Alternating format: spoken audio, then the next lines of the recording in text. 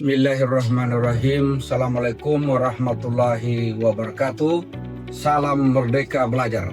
Perkenalkan, saya Ruslin Hasan MKes, merupakan salah satu dosen pengajar Prodi Sarjana Terapan Sanitasi Lingkungan Poltekkes Kemenkes Gorontalo, mengampu mata kuliah dalam bidang ilmu kesehatan masyarakat dan penyihatan tanah serta pengelolaan sampah. Video pembelajaran ini dimaksudkan sebagai salah satu bentuk pernyataan diri dosen dalam unjuk kerja Tridharma Perguruan Tinggi atau yang disebut dengan PDD UKPT, khususnya di bidang pembelajaran.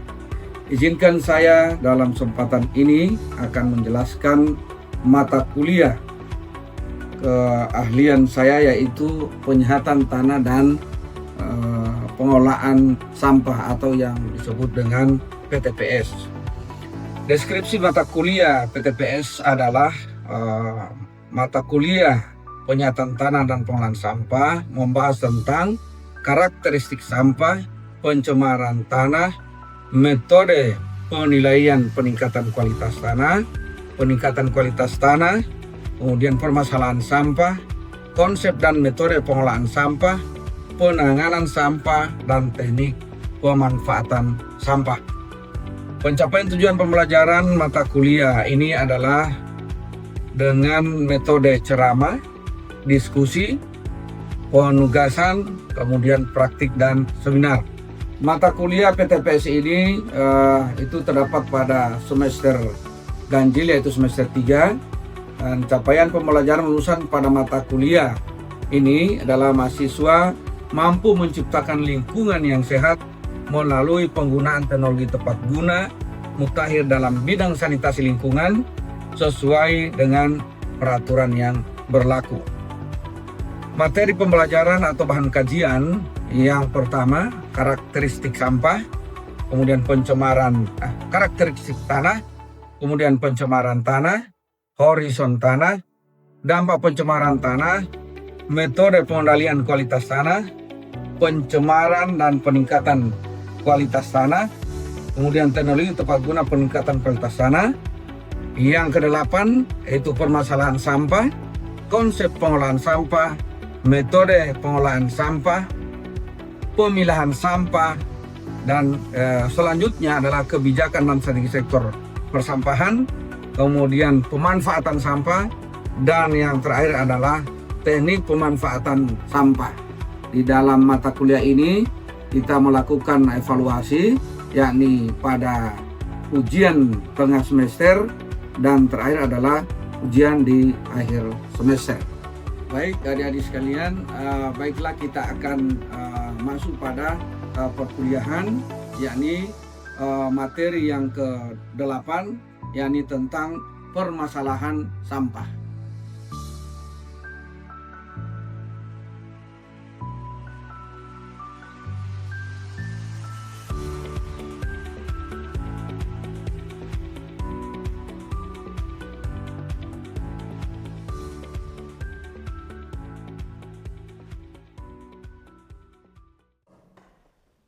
Bismillahirrahmanirrahim. Assalamualaikum warahmatullahi wabarakatuh. Adik-adik sekalian yang kami cintai, kami banggakan, puji syukur kita panjatkan kehadirat Allah SWT. Alhamdulillah pada hari ini kita kembali diberikan kekuatan kesehatan sehingga bisa mengikuti salah satu kegiatan kita, yakni proses perkuliahan. Hari ini kita akan masuk pada topik bahasan tentang permasalahan sampah. Adik-adik sekalian, kaitannya dengan permasalahan sampah ini saya mengambil satu tema di mana sampah adalah peluang dan tantangan ekonomi sirkular di Provinsi Gorontalo. Ya, jadi sebelum kita masuk lebih jauh tentang apa itu ekonomi sirkular, jadi kita lihat apa itu sampah. Salah satu pengertiannya adalah sampah itu merupakan sisa kegiatan sehari-hari manusia dan atau proses alam yang berbentuk padat. Sampah seringkali mengacu pada material sisa yang tidak diinginkan atau dianggap tidak bermanfaat. Nah, saat ini sampah telah menjadi permasalahan dunia, khususnya sampah plastik. Ya, di mana dunia menghasilkan sekitar 300 juta ton plastik itu di tahun 2019. Nah, para ilmuwan memperkirakan bahwa untuk tahun 2050 nanti itu akan lebih banyak sampah yang ada di lautan daripada ikan. Nah, coba bayangkan bahwa diperkirakan oleh para ahli ini tahun 2050 nanti itu sampah lebih banyak dari ikan. Nah, coba bayangkan bagaimana air laut kan sudah ditumpuki oleh sampah, terutama sampah plastik. Nah, sehingga berdasarkan data yang diperoleh dari Asosiasi Industri Plastik Indonesia atau INAPLAS dan BPS, sampah plastik khususnya di Indonesia itu sudah mencapai 64 juta ton per tahun. Ya. Sebanyak 3,2 juta ton itu merupakan sampah plastik, itu dibuang kemana? Ke laut. Ya. Sehingga Indonesia itu dikenal sebagai penghasil sampah plastik terbesar di dunia. Nah, ini tentu menjadi permasalahan besar ya. Oke, itu kita bicara secara global ya. Nah, kita persempit bagaimana keadaan sampah yang ada di daerah kita, khususnya di Provinsi Gorontalo. Nah, di Gorontalo sendiri itu sampah plastik menunjukkan potensi yang cukup banyak dari setiap sampah yang masuk di TPA. TPA yang kita miliki saat ini itu TPA regional Talu Melito. Nah, produksi sampah per hari itu mencapai 100 sampai 120 ton per hari. Nah, 60%-nya adalah sampah plastik. Baik yang berupa botol plastik, tas kresek, bahan dasar plastik lainnya. Nah, oleh karena itu perlu solusi yang nyata untuk mengatasi krisis sampah plastik ya. Salah satunya adalah dengan pendekatan dilakukan oleh pemerintah, berbagai upaya dilakukan. Baik itu pemerintah provinsi maupun pemerintah kabupaten dalam menjalankan praktik yang namanya ekonomi sirkular. Sebelum kita masuk ke situ, menurut kalian sampah ini masalah atau tidak? Ya, kenapa dikatakan masalah? Silakan, ada satu orang yang bisa memberi penjelasan. Silakan, angkat tangan. Ya, silakan. Apa alasannya? Kenapa sampah masalah? Prinsip ekonomi sirkular, kembali lagi. Jadi dari 5 prioritas nasional itu ada 3 yang berkaitan dengan ekonomi sirkular. Apa saja itu? Pengolahan limbah.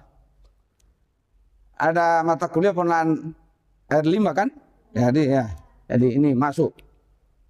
Pembangunan energi yang berkelanjutan dan pengembangan industri hijau. Jadi ini kaitannya dengan keilmuan kita sebagai seorang calon ahli sanitasi lingkungan. 3 poin ini yang menjadi yang digarisbawahi.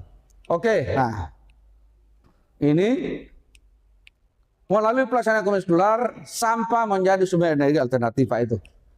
Prinsip dan langkah-langkah tersebut itu merupakan perwujudan dalam menjadikan sampah sebagai bahan baku ekonomi yang kemudian menjadikan tema dalam peringatan Hari Peduli Nasional, yakni sampah adalah bahan baku ekonomi di masa pandemi. Kemarin kan ada COVID. Nah, di COVID kemarin apa yang terjadi? Kain di tempat-tempat jahit yang kain biasa tidak digunakan itu menjadi berguna. Kalau dibuangkan menjadi sampah. Tetapi dengan pandemi itu dimanfaatkan menjadi apa? Masker. Nah, kan mungkin kalian pernah menggunakan itu karena semua wajib menggunakan masker. Mau sakit tidak sakit, memanfaatkan itu bahan yang kita sebut dengan sampah. Oke.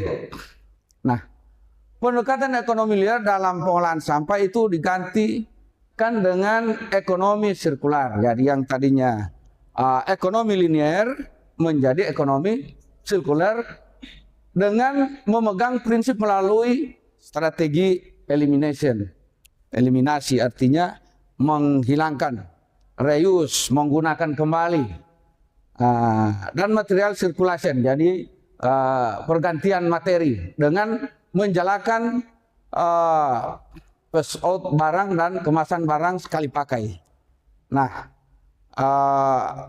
ini bagian dari upaya untuk mengatasi persoalan sampah, bahwa di dalam, jadi connect ya, bahwa metode pengolahan sampah dengan TPS 3R ini akan sejalan dengan yang namanya ekonomi sirkular, bahwa tidak ada yang dianggap sebagai buangan, semua bisa dimanfaatkan. Itu intinya ya, kata kuncinya itu, tidak ada buangan. Oke, lanjut ya. Nah, kita lihat ke, jadi ini gambaran bagaimana pengolahan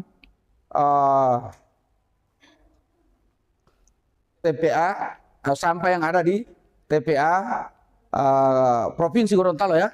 Jadi alurnya seperti ini, mulai dari pengangkutan masuk ke mana? Nah, penimbangan. Nah, setelah penimbangan, pemilahan. Nah, di mana itu area pemilahan?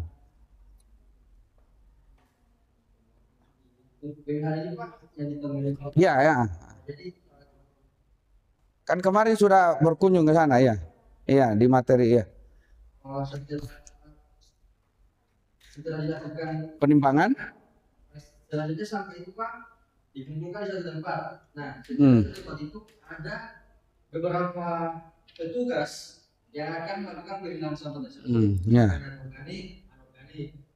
Terus residunya yang akan dibuang ke mana? Sanitari landfill. Ke sel ya, ke sel. Ya. Sel. Diapakan di sanitari landfill? Sampah yang sudah tidak bisa digunakan lagi Pak, itu sudah residu. Iya, diapakan di sana? Sanitari landfill itu adalah sistem yang dilakukan ya penimbunan tanah Pak, sampah yang sudah tidak digunakan lagi atau residu. Ya. Ditimbun lagi dengan sampah, dengan tanah. Oh, ada pemadatan ya. Ya. Nah, yang terjadi di mana tadi?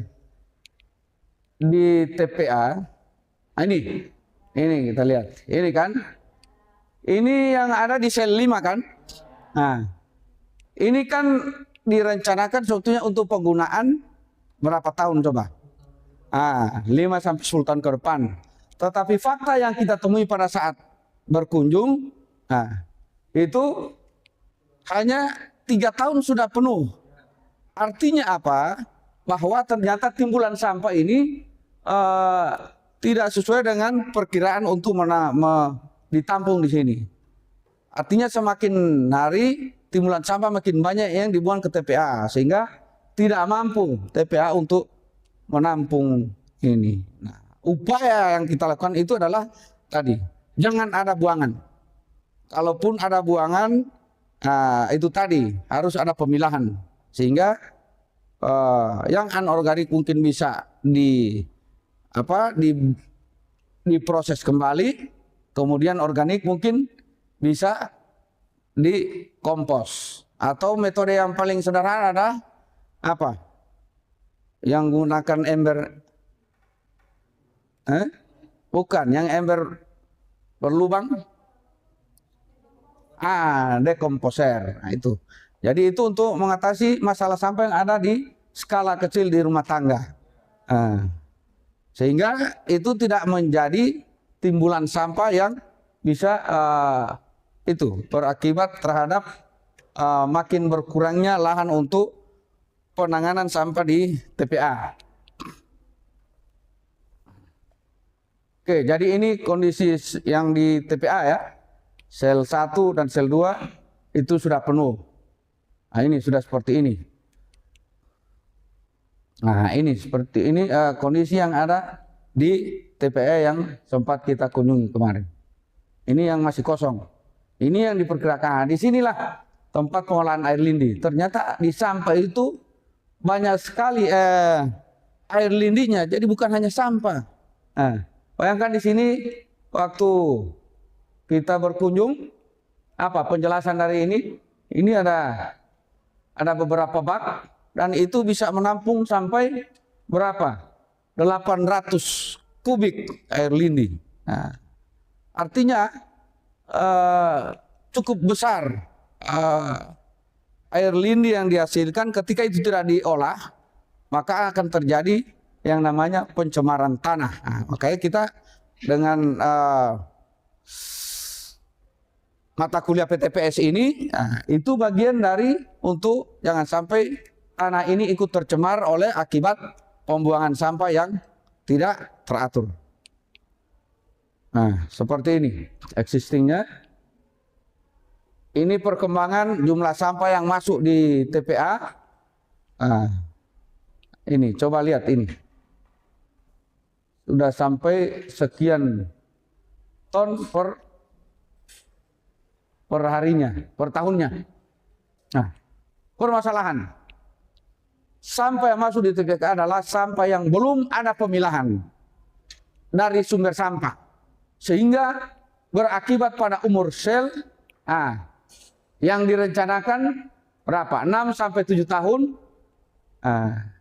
Ternyata ini tadi yang sampah residu yang dijelaskan tadi, cukup sampah residu yang ditimbun, tapi ternyata sampah organik, sampah plastik yang bisa dimanfaatkan juga ditimbun di situ, sehingga itu mempercepat itu sel tadi menjadi penuh.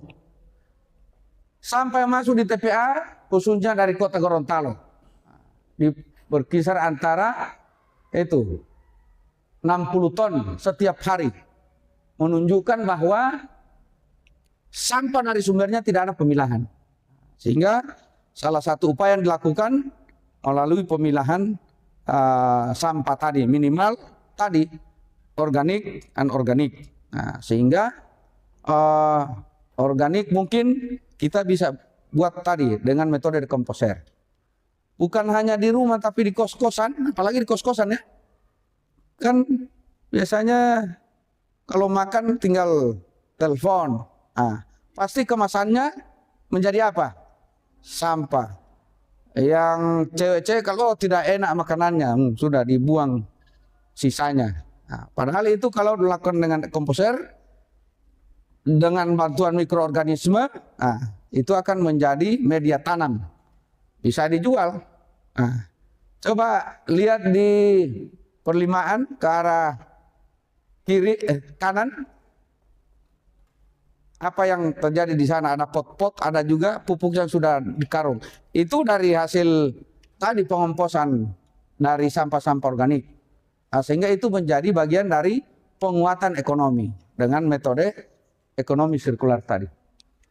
Saya kira ini beberapa contoh hasil pengolahan dari sampah organik, kemudian sampah bisa digunakan kembali. Ini ada sampah didaur ulang. Ini yang residu. Contohnya apa? Di sini sudah ada apa? Pembalut, ada macam-macam.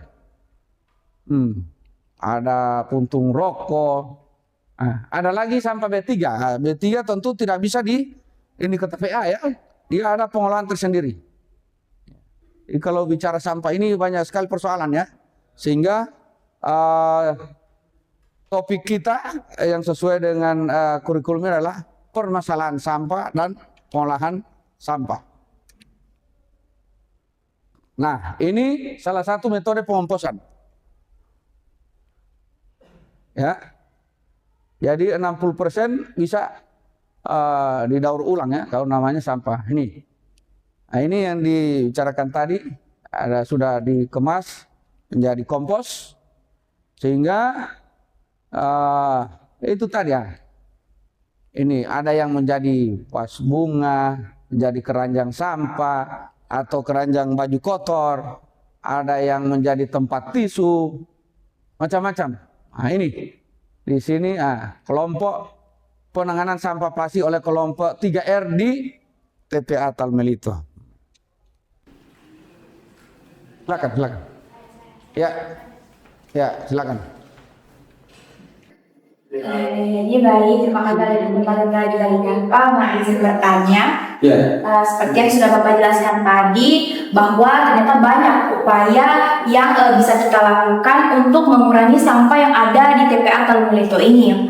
Namun sangat disayangkan masyarakat memilih untuk tidak sadar. Padahal pemerintah juga sudah memberikan cukup banyak edukasi melalui internet dan lain-lain, tetapi masyarakat masih sering membuang sampah tidak dipilah. Jadi sampah yang masuk ke TPA itu tidak dipilah. Nah, menurut Bapak kira-kira solusi apa yang bisa diberikan sebagai dari institusi apa, maksudnya dari jurusan kami sendiri, kira-kira solusi terbaik apa yang bisa diberikan pada pemerintah atau kepada masyarakat selain edukasi? Karena menurut saya edukasi ini sudah tidak lagi istilahnya sudah tidak mempan lagi di masyarakat, Pak. Jadi salah satu upaya nyata yang bisa kita lakukan untuk mengajak masyarakat agar sampah ini tidak dibuang begitu saja. Nah, kita itu kan ada yang namanya Tridharma perguruan tinggi. Jadi ada pendidikan, ada penelitian, ada pengabdian masyarakat. Oke, pendidikan tadi secara edukasi mungkin masyarakat sudah tidak mempan lagi.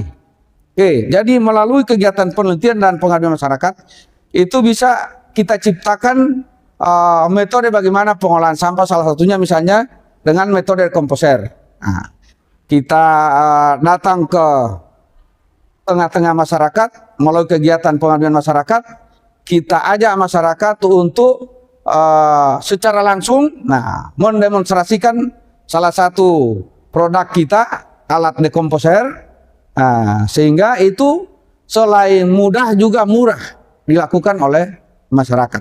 Dan bukan hanya itu saja, tetapi juga tetap secara edukasi kita berikan dalam bentuk buku-buku pedoman untuk pembuatan tadi dekomposer, sehingga dengan sendirinya mereka akan memilah, oh ini sampah organik kita pilih karena akan masuk ke dekomposer tadi.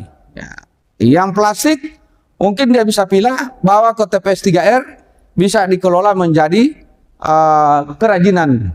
Seperti ini yang ada di contoh-contoh yang ada di TPA, bisa tempat tisu, bisa menjadi keranjang, bisa menjadi bunga, bisa menjadi vas bunga. Ini malah ada menara. Ini dari sampah. Nih. Jadi ini contoh-contoh ini yang artinya masyarakat itu diajak dengan contoh nyata. Kalau hanya bicara itu mungkin kecil, tetapi kita datang dengan tentu keahlian yang kita miliki, kita ajak masyarakat sehingga dengan sendirinya persoalan pemilihan tadi akan dilakukan sendiri oleh masyarakat. Saya kira cukup ya. Jadi sekalian, karena waktunya juga sudah ini, saya akan bergantian dengan dosen lain. Jadi cukup ya, atau masih ada yang bertanya? Ya, cukup. Baik, adik-adik sekalian, demikian perkuliahan kita pada hari ini, dan materinya sudah saya bagikan di ini ya, siakat ya, silakan di-download dan dipelajari, karena kita akan masuk pada evaluasi pembelajaran ini ya, semester ya, silakan dipelajari semua materi yang sudah diberikan. Mudah-mudahan ya semua bisa lulus kalau memahami konsep-konsep pengolahan sampah ini dengan baik. Demikian dari saya, terima kasih. Assalamualaikum warahmatullahi wabarakatuh.